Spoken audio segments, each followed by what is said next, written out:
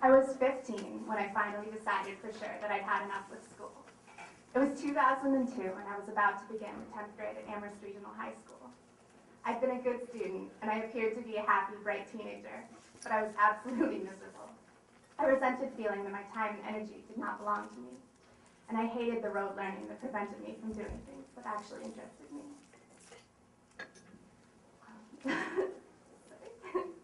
I'm not pleased to admit that I sometimes let my frustration get the best of me, and it put a definite strain on my relationship with my family. I had known of homeschooling from a homeschooled childhood friend, and I proposed the idea to my parents, who dismissed it almost immediately. Like most parents, they hear the word homeschooling and think of something scary, even impossible.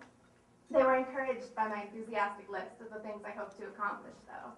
Looking back on it, it's pretty laughable, but I dreamt big. My mom agreed to visit North Star for a meeting with Ken. At the time, both of my parents were working, and the structure of North Star made it possible for this to happen. There's absolutely no way that I could have homeschooled without North Star. After meeting with Ken, I sat down and talked with my parents again, and I was finally free.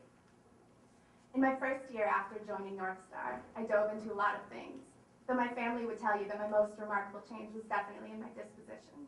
I took classes in a range of subjects, such as social issues, sustainable living, and Shakespeare.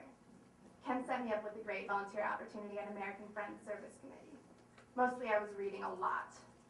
I was only an official member of North Star for a year and a half, though I now joke that I still use it as a resource while I try to homeschool through college. When I was 16, I began taking classes at the local colleges, and I was excited to learn that, as a teenage homeschooler, the world was open to me. I studied ancient Greek and Sanskrit drama at Hampshire, and this led me towards a love of classics and 4 summer Latin courses at UMass. I began taking college classes at GCC full-time the following year, and prepared to apply to a 4-year school. My first choice became Amherst College, and I was over the moon when they offered me a full financial aid package. I had to take the SATs and jump through some hoops, but in case you're wondering, I don't have a GED. Before I began college, though, I wanted to take a year to work and travel the world.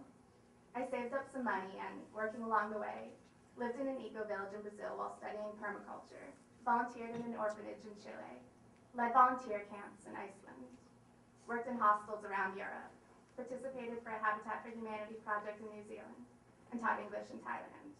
My family is by no means wealthy, and I'm still amazed that I've been able to do all of these things. I finally began my studies at Amherst College in the fall of 2006, actually feeling prepared and excited about school.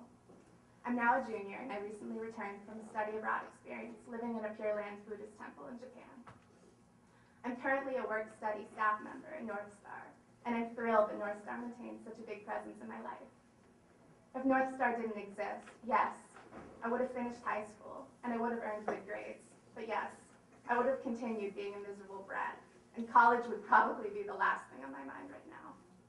I very much doubt that I would have been independent enough to take a year to travel around the world by myself. I look back sometimes at the list I made when I was 15 of all I hoped to accomplish if I were finally free from school. My life has taken a lot of unexpected turns since then, but I've stopped wasting so much time living for the future. As a student at Amherst High School, I was just waiting to graduate. Being a homeschooler forced me to take control and embrace the present, and I can't express my gratitude for that enough.